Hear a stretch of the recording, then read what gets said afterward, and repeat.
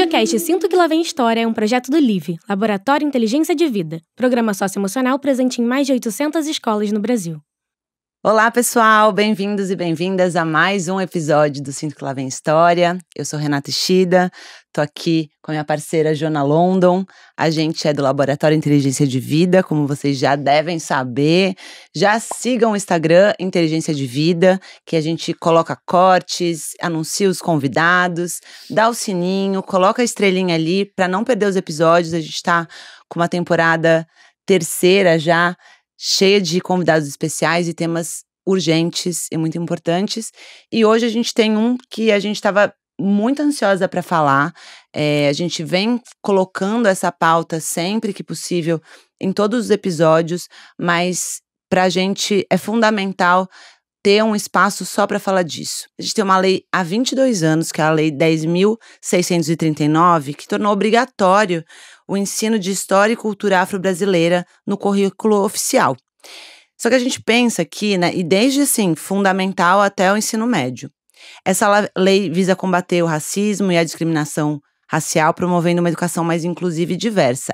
E, em 2008, a gente teve uma lei sancionada também, que é a Lei 11.645, que faz a mesma coisa, mas na perspectiva da cultura indígena.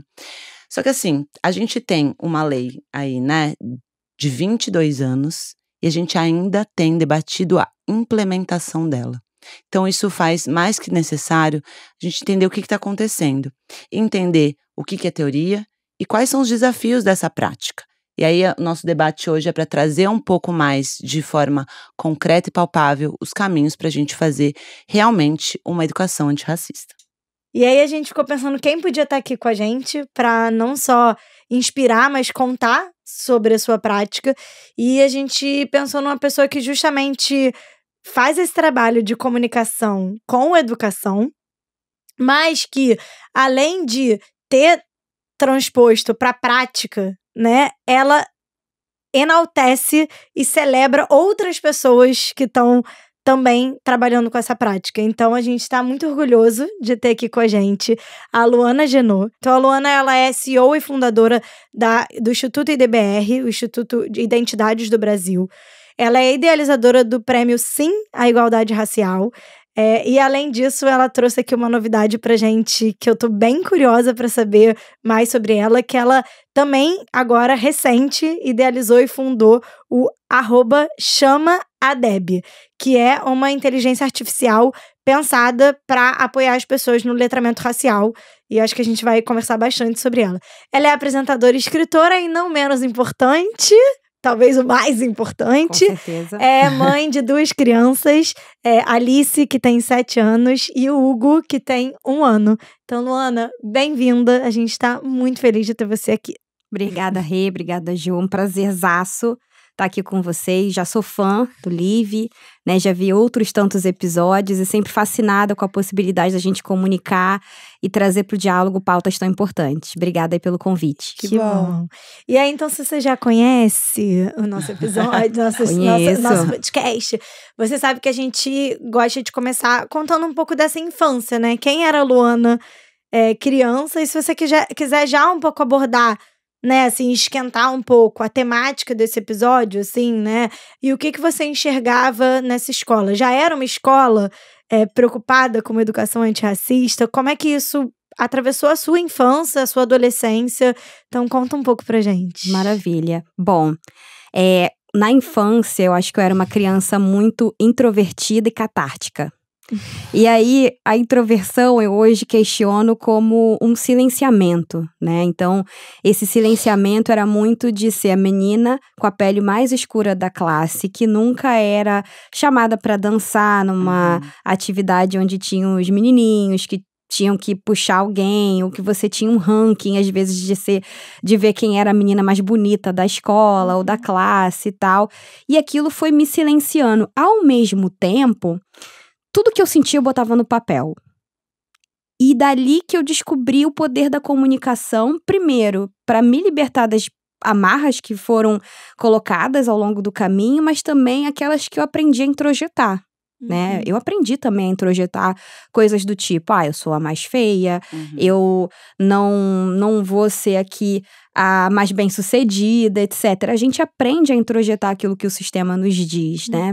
Em determinada medida. Mas a escrita, ela me libertou. E hoje, olhando os meus diários de quando eu tinha 9, 10, 11, 12 anos, eu vejo quanto é poderoso você colocar pra fora, mesmo sem saber dar nome, aquilo que você sente, né? Então, pode ser com um desenho, pode ser com uma palavra estranha, pode ser com uma onomatopeia. Tudo faz sentido pra liberar aquilo que você tá sentindo. E aí, eu acho que foi uma coisa que eu comecei a praticar desde muito cedo. E até hoje a escrita pra mim ela é libertadora. Cada vez que eu preciso botar algo pra fora, eu escrevo, eu falo e aquilo me liberta, né?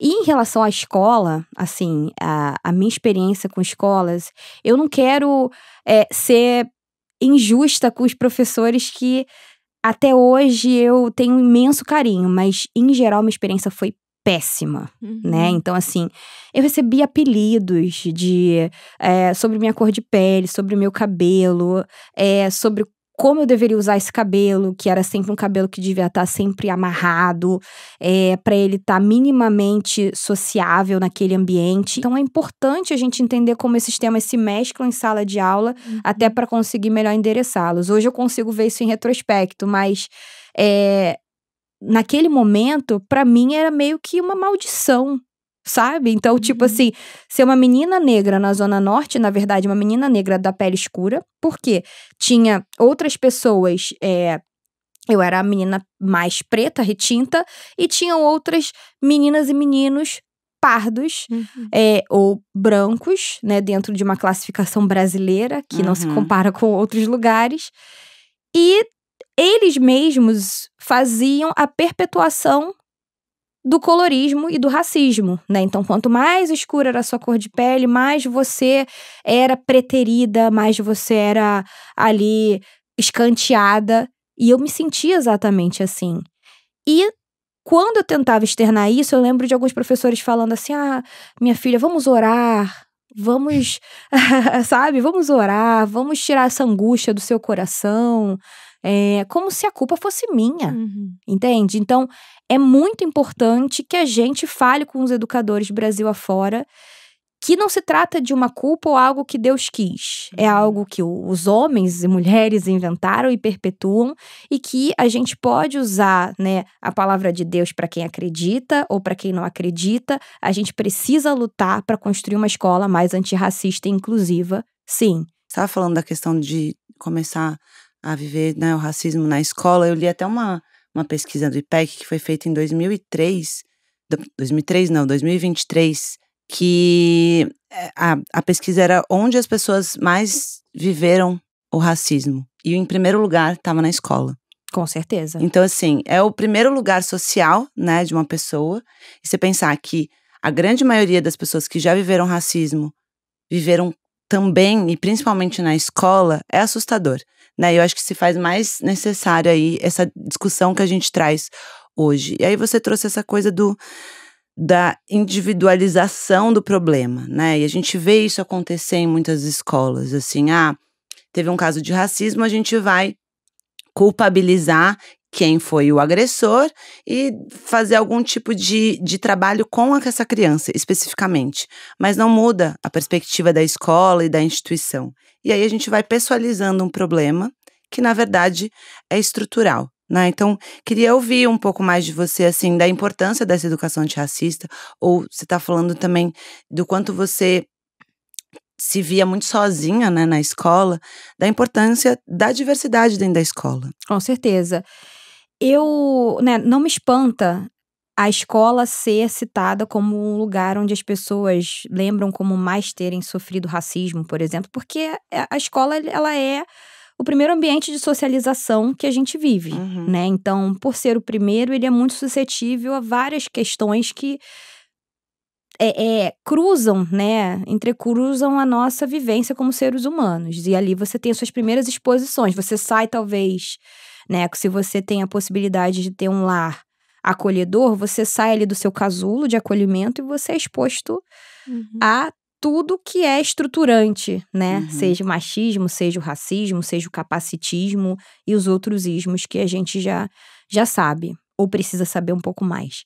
E ali, eu acho que a escola ela tem um papel muito importante de ser intencionalmente e deliberadamente contra toda essa estrutura, né? E se colocar como tal. O que eu vejo conversando com muitas escolas, eu acho que houve evolução ao longo desses últimos anos, eu acho que houve evolução em dar nomes às coisas que as pessoas passam. E até na questão da pessoalização, né, dessa personificação, eu acho que isso está mudando à medida que a gente traz justamente a comunidade de pais, de famílias, né, para perto e discute esse como um problema que todo mundo precisa estar a par, mas a gente ainda precisa fazer mais. Isso não pode, essa discussão sobre letramento racial, escola antirracista, ela não pode só fazer parte da semana da consciência negra ou da semana do Dia da Mulher. Então, o que eu vejo hoje é que avançamos, não na velocidade que a gente deveria, mas avançamos também na questão de aglutinar um público mais importante ao redor do problema e não só de forma muito vertical, embora isso ainda aconteça, mas isso precisa ainda ser mais transversal ao longo do ano.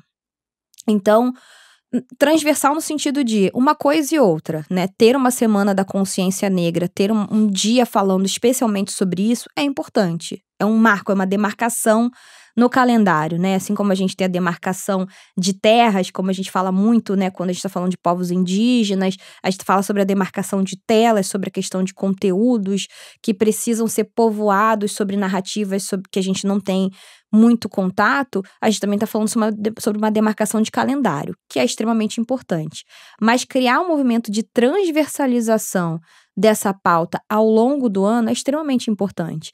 E de interdisciplinaridade, ou seja, não é só o professor de história que precisa pautar isso. A pauta sobre a questão racial precisa estar na língua do professor de matemática, na língua da professora de física, e por aí vai. E precisa também fazer parte de uma discussão de pais ao longo do ano, né? Então, muitas vezes a gente discute sobre todo o projeto pedagógico da escola, numa primeira ou segunda reunião de pais, e essa questão da diversidade e inclusão, ela vai aparecer na terceira ou quarta ou isoladamente. Então, eu acho que falta envolver mais as diversas camadas que envolvem uma educação escolar nesse assunto ao longo do ano, né? Sempre reservar ali um momento na reunião, ou na newsletter, ou no sistema, para falar, vamos aqui pensar sobre essa questão, para não ser só uma resposta a um caso mais agudo, porque esses casos acontecem todos os dias, no máximo eles não são falados, ou não ganham espaço midiático, né, casos de racismo e dos ismos que a gente está aqui falando. Mas eu acho que uma educação continuada e transversal e interdisciplinar pode ajudar a gente a mitigar e a lidar melhor com isso. Eu fiquei pensando muito, assim, sobre o que você falou, Luana, porque, assim, eu acho que a escola é, sim, esse primeiro espaço grande e garantido de socialização.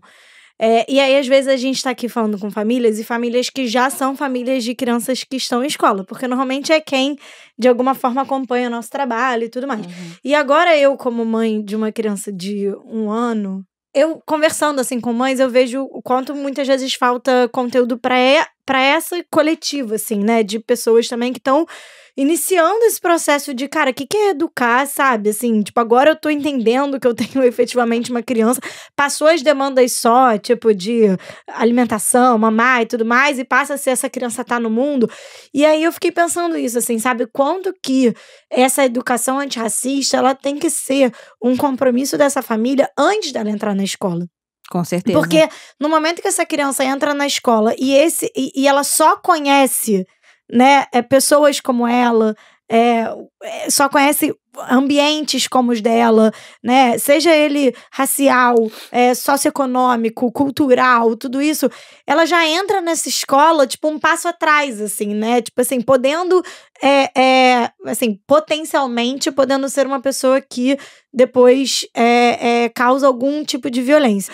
E aí, voltando para esse mundo da escola, eu acho que a gente precisa fazer uma diferenciação significativa do que é o bullying, né? Porque tem há algum tempo a escola tem feito um trabalho importante em relação a gente né, diminuir os casos de bullying e tudo mais, e o racismo?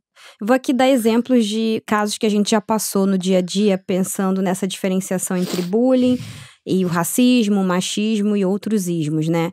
A gente uma vez fez um trabalho continuado com uma escola, e essa escola ela usava o nome bullying genericamente para tudo, né? Então, se o aluno ele foi discriminado pela sua cor de pele, se ela foi discriminada por um grupo de alunos do sexo masculino, então tudo era relacionado à dinâmica do bullying. E a gente fez com eles meio que digamos assim, um canvas ali, uma tabela para meio que identificar e começar a chamar os casos com aquilo que eles realmente tinham uma relação em termos da repetição que era ali feita, né? Então, se a queixa tinha a ver com cor de pele, com cabelo, a gente colocava ali como o racismo. Se tinha a ver com a menina que tá andando de saia e tá sendo perseguida por um grupo de meninos, a gente colocava ali na gama do assédio. A gente começou a dar nome e ajudar a escola a identificar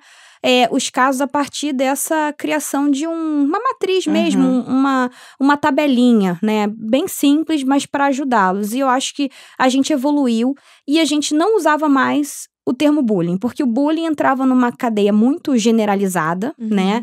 Por exemplo, um aluno que estava sendo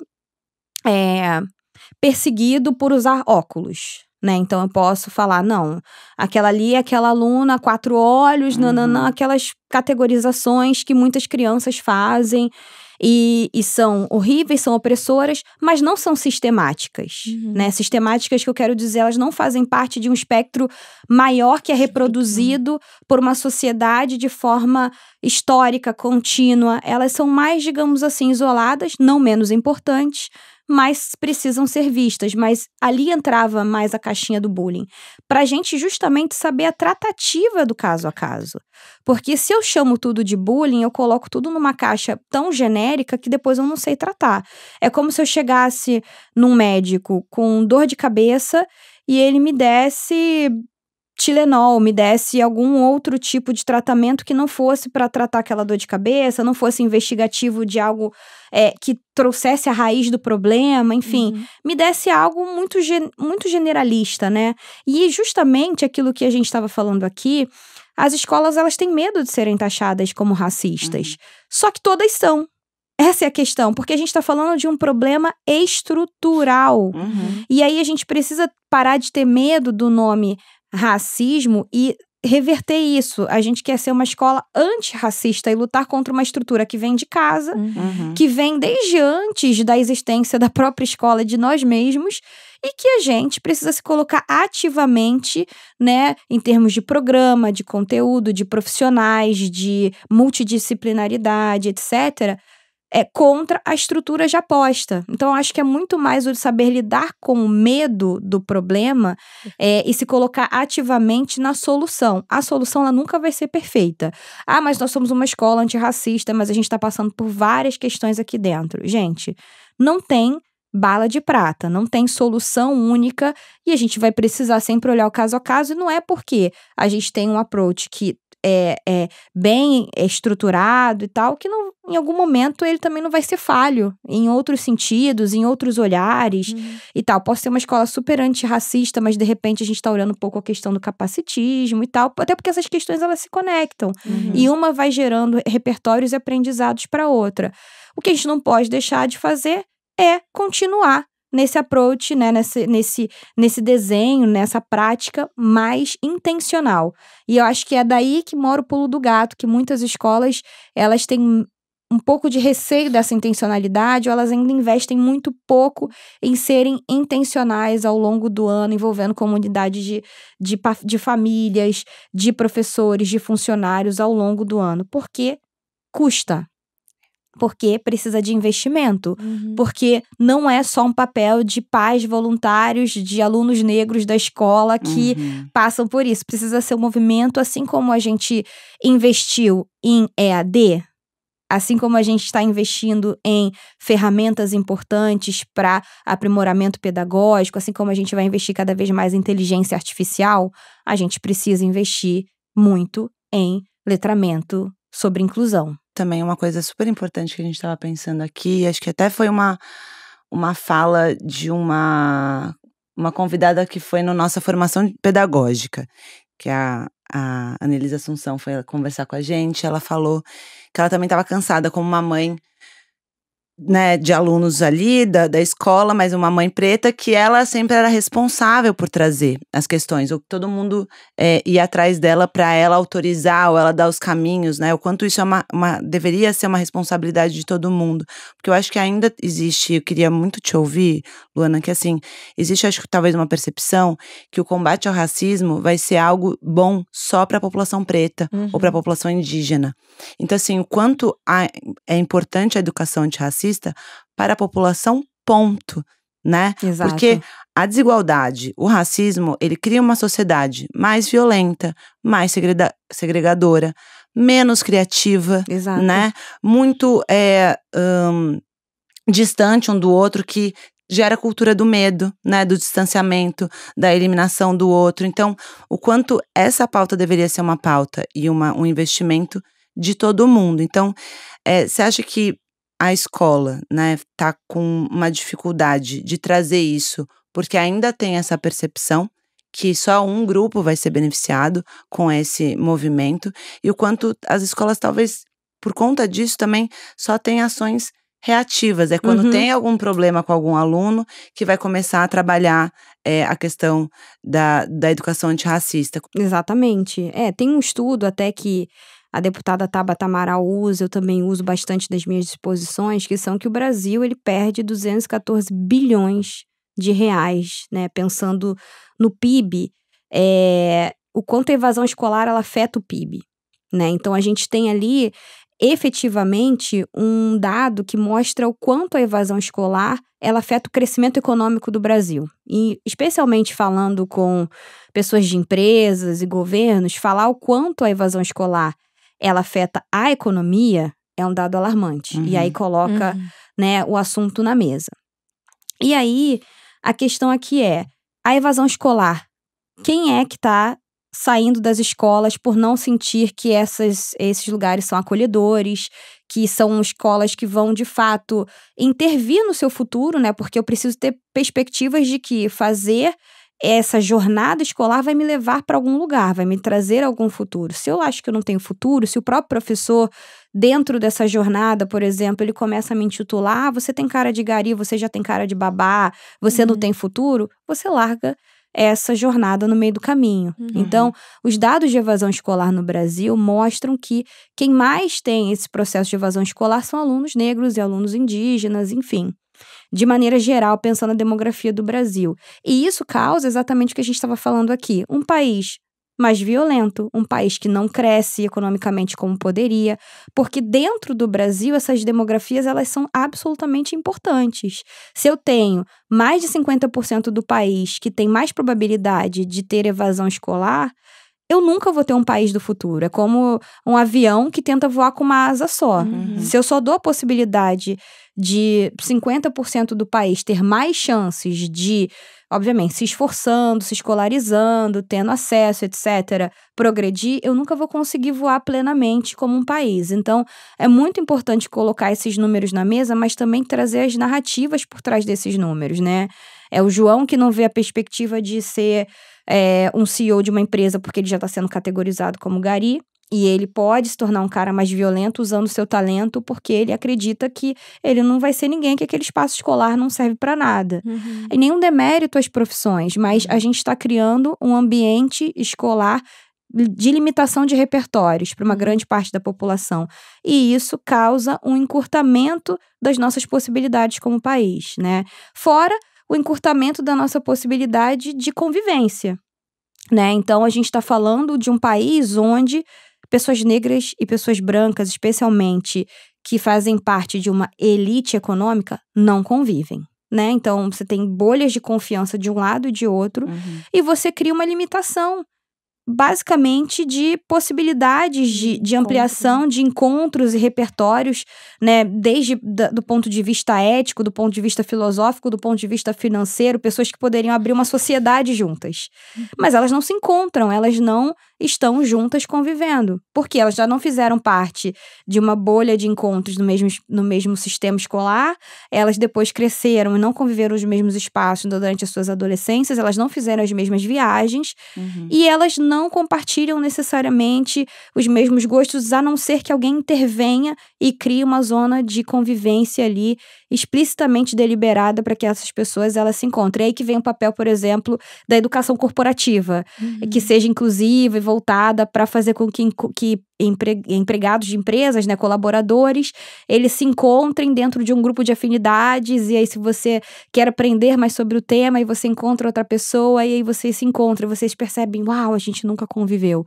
Então, perde-se em repertório, perdemos dinheiro, perdemos em construir um país menos violento, porque a falta de oportunidade gera violência, a falta de oportunidade gera, muitas vezes, um índice de possibilidade de longevidade menor, porque eu tenho áreas da cidade onde os índices de longevidade são muito altos, como, por exemplo, o Leblon, mas outros logo ao lado, como a Rocinha ou outros lugares, onde o índice de longevidade é muito menor. Logo, a média cai, porque mesmo se eu tenho num espaço geográfico muito próximo índices muito diferentes, a média do país cai. Então, se eu não fizer um esforço para aumentar essa média, eu nunca vou ter um país próspero de verdade, porque demograficamente a grande maioria do país não tem as mesmas possibilidades do que a outra parte, em geral, branca, que tem diversos estratos sociais também, que não podem ser ignorados, que merecem também, obviamente, igualdade de oportunidades, mas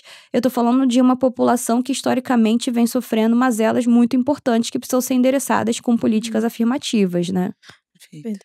E aí eu fiquei curiosa um pouco, assim, pra você falar um pouco desse trabalho da IDBR, se teve, né, imagino que todo esse contexto que a gente tá colocando aqui na mesa foi um pouco da onde você sentiu essa vontade de criar o Instituto, não só o Instituto como prêmio, pra gente celebrar, pra gente dar voz. E eu queria te ouvir, assim, como foi esse processo de construção, o que ele é hoje, o que ele representa no Brasil, onde você acha que ele já chegou, o que ele já mudou. Sou sonhadora, é isso, acho que os sonhos nos movem, né, de muitas formas, e acho que é exatamente essa reversão que a gente precisa fazer no nosso país, né, permitir, ou pelo menos abrir avenidas para que mais pessoas sonhem e, sobretudo, possam realizar seus sonhos, né. E o Instituto da Identidade do Brasil, ele nasce em 2016, e ele nasce exatamente para a gente poder estudar como a questão das identidades, elas influenciam nas suas trajetórias profissionais. Era isso que eu queria investigar como um trabalho de conclusão de curso, né. E aí eu fui descobrindo ali na PUC, né, a partir das entrevistas que eram parte do trabalho de curso, que o ascensorista tinha uma cara, a cozinheira do bandejão, ela tinha uma cara, a moça que limpava a privada dos estudantes, ela tinha uma cara, uma cor e raça, né? Então, a secretária, ela tinha cor e raça. A babá que trazia... Gênero, né? tinha cor, raça e gênero. Então, aquilo ia me intrigando. Eu falava, nossa, existe uma repetição intrigante aqui, né? Que eu comecei a dar nome, visualizar um pouco mais na universidade, né? Eu já vivi aquilo por dinâmicas pessoais, né, pensando nas próprias narrativas e trajetórias da minha mãe, do meu pai, de tias e tios e tal. E ao mesmo tempo, qual era a cara do CEO, né? Qual era a cara do diretor, né? Pensando em raça e gênero. Qual era a cara do pesquisador de determinado domínio, pensando raça e gênero. Então, entender como essas dinâmicas se davam no mercado de trabalho e dentro da própria universidade foi o que me trouxe essa ideia de falar, vamos falar sobre identidades do Brasil, pensando raça e gênero e o mundo profissional. E aí o Instituto vai evoluindo, né? A ideia de construir um Instituto vai evoluindo.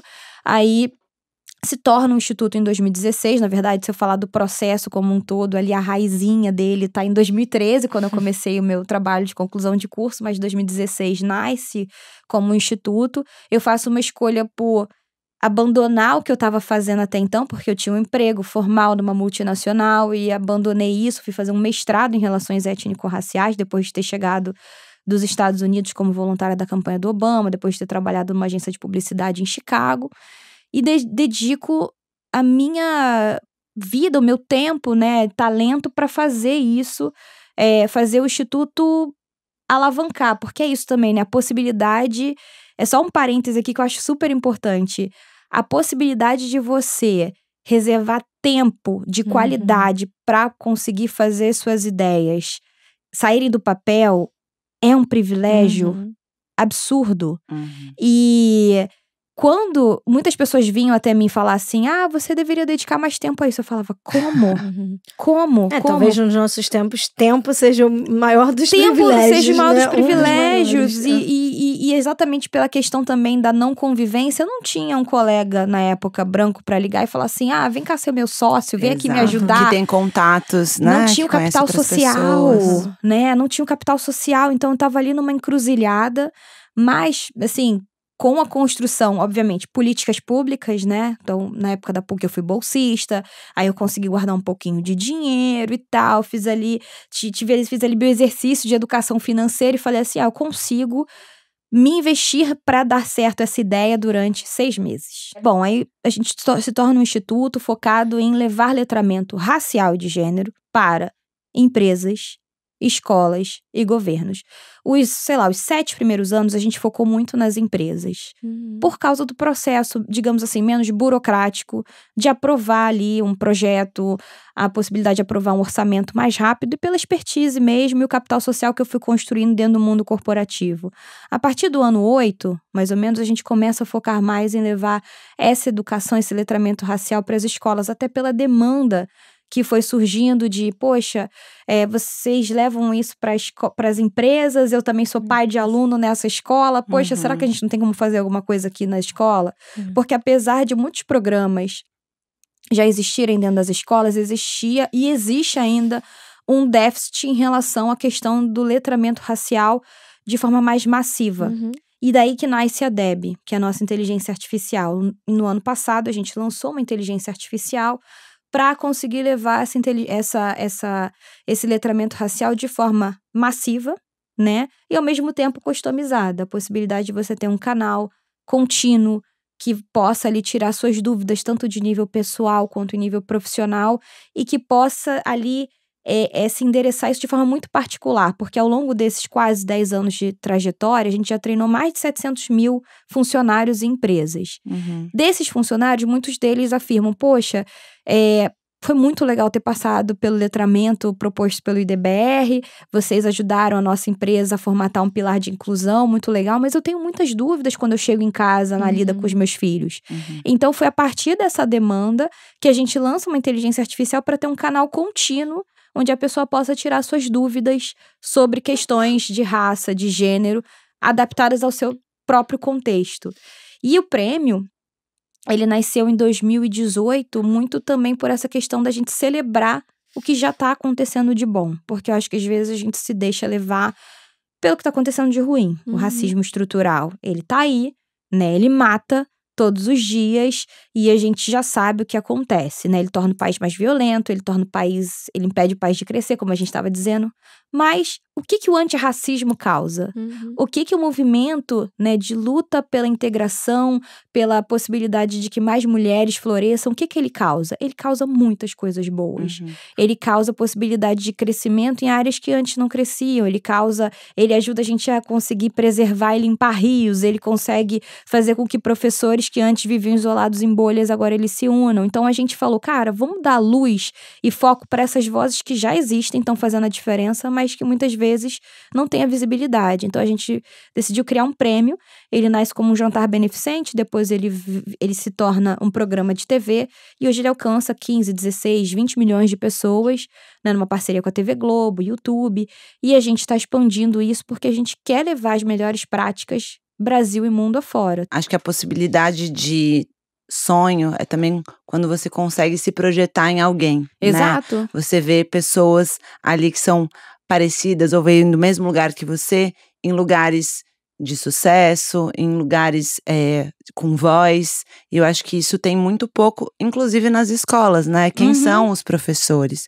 Acho que quando a gente fala de representatividade, tem um lugar subjetivo que é muito importante, da criança poder se reconhecer ali como o professor que está dando a aula, né? E de novo, acho que não só a criança preta, negra que tá na escola e que vê esse professor, mas a criança branca que vê justamente o que você falou, assim, como que a gente vê outras pessoas representando espaços que não são só os que elas estão ali estereotipadas, né? Exato. Então, tem uma pergunta que, falando da questão da gente que a gente trouxe pra cá, que é, bom, a gente tem a teoria, a gente já entendeu o que precisa, mas como é que a gente coloca? Porque muitas vezes também fica na mão do professor, e esse professor tá sem instrumento, tá sem formação, né? Será que e não é só porque é pouca coisa, né? Porque é muita coisa colocar uma diversidade ali de professores e professoras em lugares de decisão também, da gestão escolar, da gestão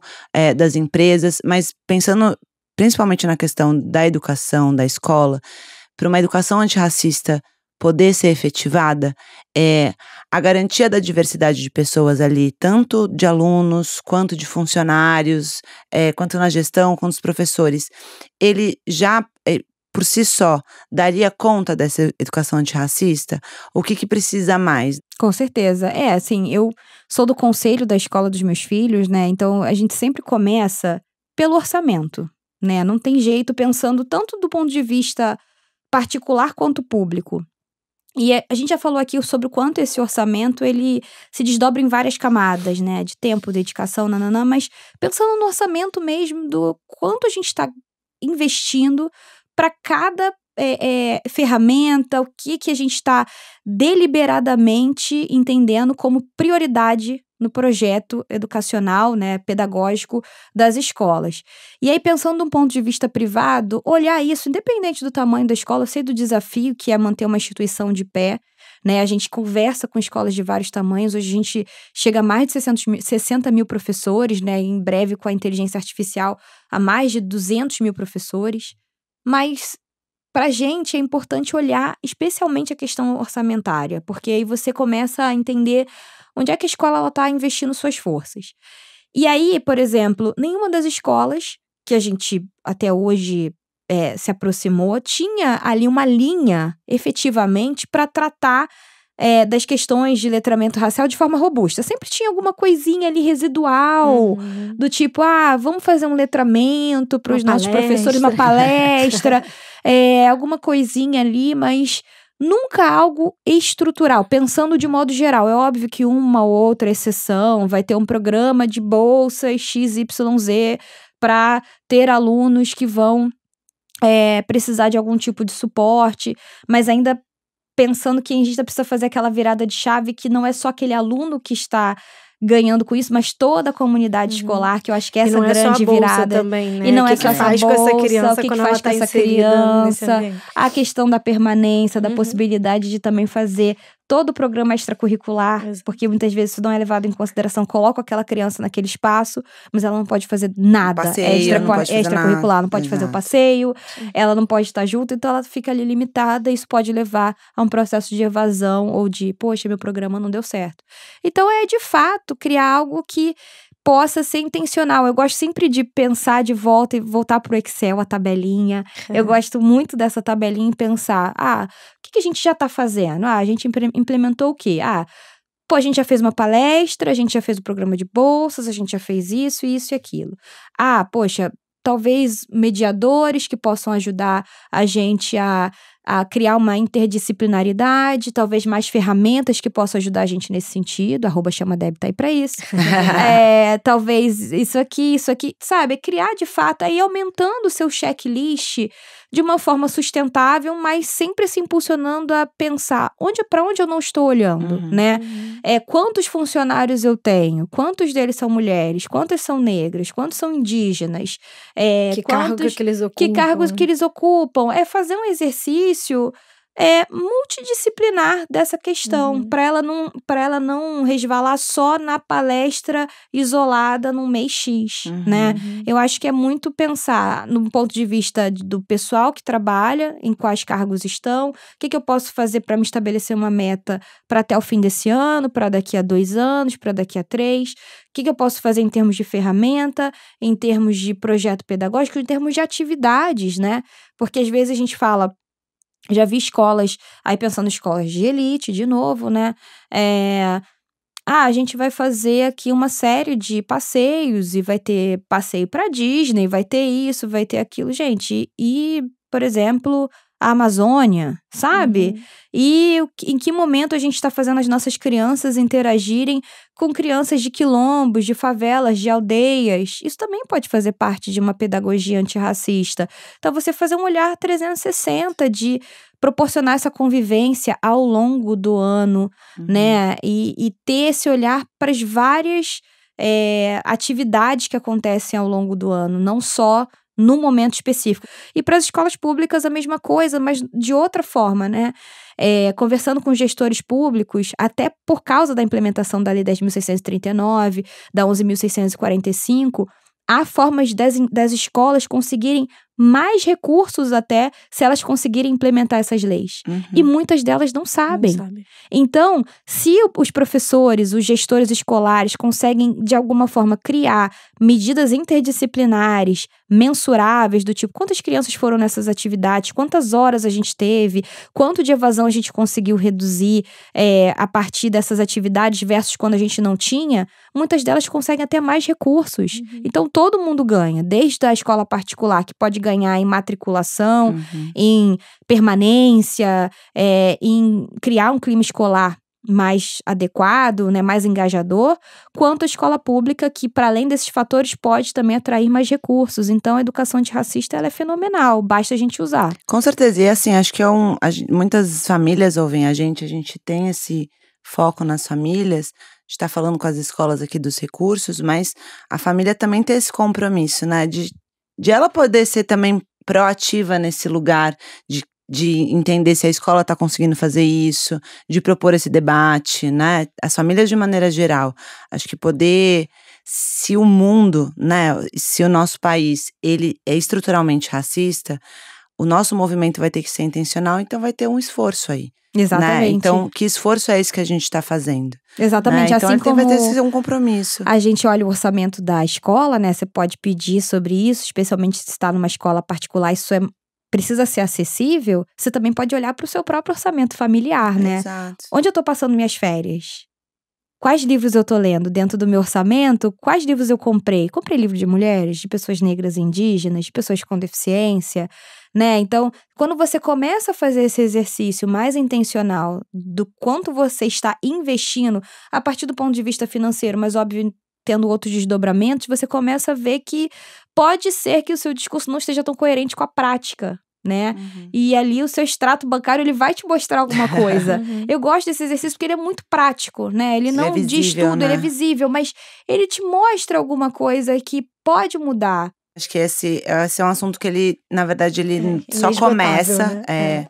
Acho que até a gente, no nosso exercício em produzir o LIVE, né, como um programa de educação socioemocional, a gente cada vez mais se viu tendo que ser necessariamente uma educação antirracista para ser uma educação socioemocional. Com né? certeza. Não existe educação socioemocional sem esse âmbito coletivo e sem poder ter essa perspectiva, senão não faria. E é algo que a gente não negocia também, né? Exato. E eu acho que isso é uma coisa importante tanto para as escolas quanto para as famílias, assim, tipo, isso não é negociável na escola, se tem ou se não tem que ter.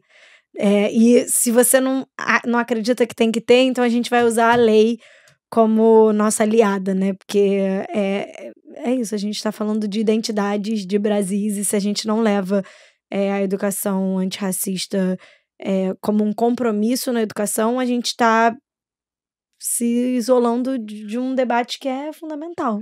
A gente sempre tem a pergunta de um ouvinte ou uma ouvinte. Opa!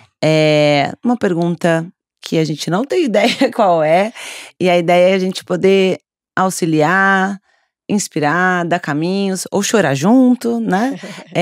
Dessa pessoa. Então, vamos escutá-la. Olá, eu sou Lívia, mãe Liv. Eu vou contextualizar um pouco, mas eu tenho uma pergunta para vocês, que é: como pais, muitas vezes nos sentimos perdidos em como equilibrar a educação dos filhos em fases tão diferentes. No meu caso, um pré-adolescente e uma outra infantil, bem infantil. Quais são as estratégias mais eficazes para lidar com as necessidades emocionais e educacionais tão distintas entre irmãos com essa diferença de idade? Obrigada. Você é bom, seu exemplo é ótimo. Uma ótima pessoa. 7-1 aqui já tem uma diferença grande, né? Não, então, eu acredito muito que é necessário ouvir as crianças, né? Construir isso em conjunto. Eu escrevi 3 livros, sendo um deles um livro infantil chamado Guerreiras do Sim. E eu fui ler esse livro na escola da minha filha. E aí lá eu vi várias crianças, né, que a gente passou por algumas classes diferentes, né, obviamente mais voltado para um público infantil, mas já cheguei a debater esse livro com adolescentes. E são, de fato, pontos de vista, necessidades muito diferentes, né.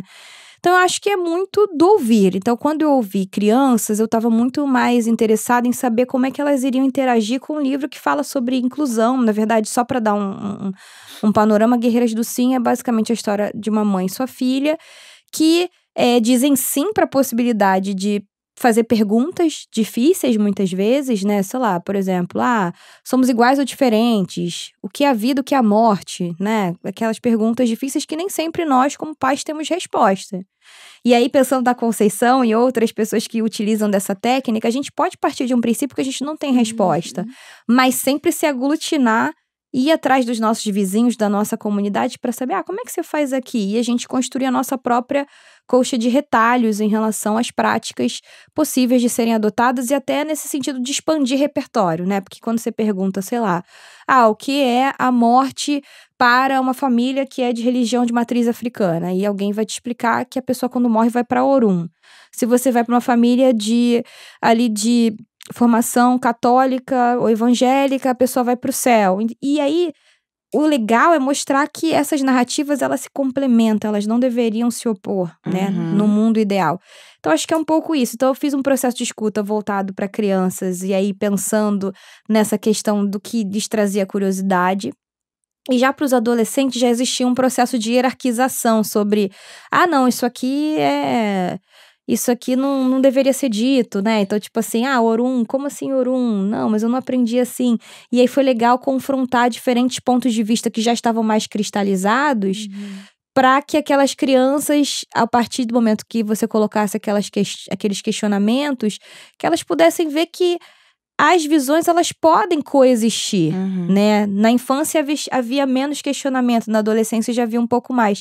Dito isso, a partir dessa experiência, só para trazer aqui um pouco de background, assim, eu acho que é ouvir. Eu acho que é tentar menos só chegar e impor, né? Tipo, um processo pedagógico para criança, para adolescente. Eu acho que é importante ouvir, é importante construir junto, é importante criar questionamentos em conjunto e ir atrás das respostas, não como se você fosse o único detentor das respostas a partir das suas próprias formações, porque eu sempre parto de um princípio que eu tive uma determinada formação, mas que eu também estou em aprendizado.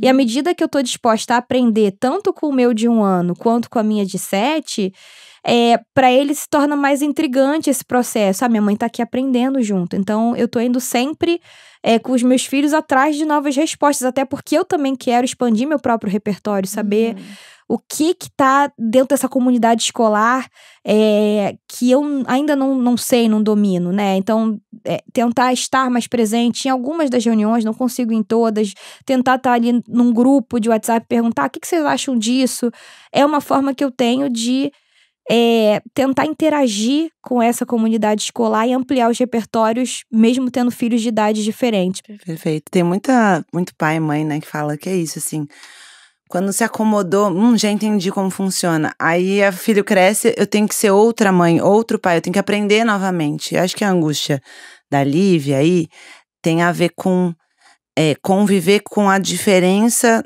ao mesmo tempo, né? E a gente tá falando sobre diversidade aqui, né? E quanto a diversidade, ela é potente. Então, inclusive, o convívio entre os irmãos com idades diferentes pode ser um grande aprendizado para eles. Exatamente. Né? Um olhar para o outro com um repertório ali diferente. Acho que existe, às vezes, uma ânsia de quem é pai, mãe, avó, enfim, que tem que tratar exatamente igual os irmãos. Exatamente. Só que os irmãos, né, as crianças têm necessidades diferentes. Eu acho que a gente fala muito, a gente até tinha uma pergunta sobre isso, a gente acabou não trazendo, mas é uma oportunidade que existe uma bandeira que é somos todos iguais. A gente, na verdade, deveria ter os direitos iguais, mas a gente é diferente. Temos necessidades diferentes, temos uma história diferente. E a nossa luta essa nem é para que sejamos todos iguais. Exato, a gente precisa ser reconhecido nessa diferença. E aí sim a gente vai ter os nossos direitos iguais, né? Então, a importância de também reconhecer essas diferenças entre as necessidades de uma criança menor e outra maior, que, né, vão ser diversas ali, também é poder, como você falou, escutar. E eu acho que isso é um aprendizado gigantesco para eles.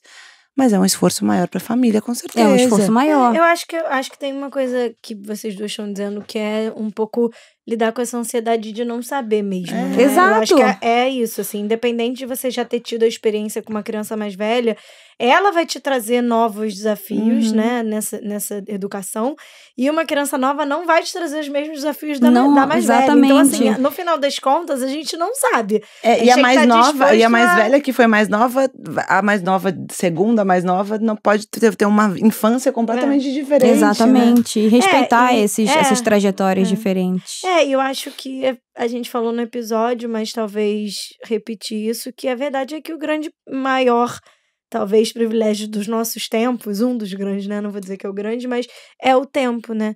Então, acho que tem isso também, o desafio de, enquanto a gente está profissionalmente tendo que dar conta da nossa carreira, e aí a Lívia é uma mulher que eu não tenho dúvida, né? Que também está fazendo isso, ocupando seus tempos com outras demandas da maternidade, também tem que dar conta dessa questão emocional diferente de cada idade. Então, acho que um abraço também, né? Porque é isso. Tem que tentar entender esse tempo, e isso significa que talvez para um deles, em algum momento, você vai precisar se dedicar mais tempo, porque tá demandando mais de você, e isso vai deixar o outro com um pouco menos de tempo, mas num outro momento dessa vida, esse outro vai ter mais a sua presença. Então, acho que é também esses equilíbrios aí dessa balança da vida, que não é fácil, que muitas vezes angustia, né, a gente como mãe, mas que faz parte, né? Sim, então, um abração, assim. E esse abração, eu acho que ele vem exatamente desse processo de aldeamento e aquilombamento, porque muitas vezes a gente quer resolver as coisas sozinho. Né? E aí a gente, especialmente quem aprendeu, né, dentro de um processo hierárquico, né, então a mãe, o pai, a família manda e os filhos obedecem, você muitas vezes não consegue se colocar num papel de eu não tenho resposta para isso, né? E eu preciso buscar, né, essa resposta junto com os meus filhos e junto com essa comunidade escolar. Então, se interagir mais. Então, de repente não dá tempo de ir em todas as reuniões, mas dá para fazer parte do grupo de pais e alunos e saber como é que alguns desses pais lidam com essas questões, do tempo de tela. Como é que você faz? Como é que eu posso fazer? É ter, de fato, essa possibilidade de pedir socorro, de pedir ajuda, de pedir colo, de não fazer sozinho, só olhando talvez um vídeo do YouTube, etc. Mas, tipo assim, do perguntar, do se abrir, né? Da troca, de se vulnerabilizar. Ou até ficar tranquila que diretamente a escola às vezes já vai também fazer alguma coisa, né? Não precisa você perguntar pra você mesma fazer, né? Também vão ter coisas que a comunidade, quando tá mais presente, diretamente vai fazer. Tá fazendo, já. Tá escutando ali a criança. Exato. Né? Maravilhosa. Sim, Luana, que delícia muito obrigada. de Eu encontro. acho que nessa sua fala final, acho que fica esse convite que a gente faz constantemente pra gente se agrupar, se coletivizar, se aldear, pra gente estar sempre junto, trocando. Acho que o objetivo desse podcast também é isso, né? Que a gente cria aqui mais um canal para que esse debate seja feito, para que essas histórias sejam contadas. Então foi um prazer enorme ter você aqui. Fale os seus arrobas aí pro pessoal te seguir. Falar isso, pra você finalizar aí, se despedindo, mas deixando o seu rastro, né? Pra todo mundo poder te acompanhar digitalmente, mas também nas suas escritas e tudo mais. Então conta aí pra gente fechar. Então, pra quem quiser me seguir, @LuanaGenô no Instagram, no LinkedIn. Também podem seguir @ChamaDeb, que é a nossa inteligência artificial pelo letramento racial, letramento de gênero, justiça climática, enfim. Quem quiser saber um pouco mais do Instituto de Identidade do Brasil é @IDBR. E pode também acessar o site simaigualdaderacial.com.br, porque mais do que dizer não ao racismo, a gente diz sim ao que importa, sim à igualdade e oportunidades, que é o que a gente quer construir. Então, acho que são os principais... prêmio, né? Agora que ficou Exato, esse ficou um aí. convite, tá no YouTube, né? O prêmio já desse ano, o prêmio Sim à Igualdade Racial. É só digitar no YouTube, tá também no Globoplay. E vamos que vamos, Perfeito. Ampliar nossos repertórios para uma sociedade mais igual. E não esqueçam de comentar também, gente, assim, esse movimento de coletividade ali, de agrupamento nosso, depende também de vocês trazerem um pouquinho de perspectivas, opiniões, críticas. Crítica também. Crítica também, a gente gosta. E sugestões, isso. né? Quem vocês querem ver aqui, que temas que vocês querem discutir. Então, não deixem de comentar. E até a próxima. Obrigada. Tchau, tchau. Obrigada. Obrigada, foi delicioso.